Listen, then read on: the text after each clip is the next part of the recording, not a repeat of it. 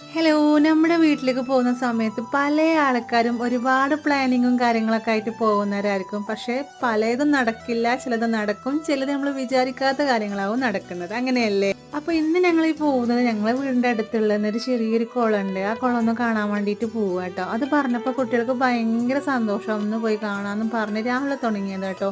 പോവാന്നും പറഞ്ഞിട്ട് പിന്നാലെ നടക്കൽ. അപ്പോൾ പോകുന്ന വഴിയിലുള്ള ഒരു കൃഷിയിലുള്ള ഒരു കിണറാട്ടോ ഇപ്പോൾ കണ്ടത്. അപ്പോൾ പോകുമ്പോഴുള്ള കടമ്പകളൊക്കെയാണ് ഈ കടന്നു പോകുന്നത്. പിന്നെ നമ്മുടെ പ്രകൃതിയൊന്നും പറയാനല്ല, അതിമനോഹരമാണ്.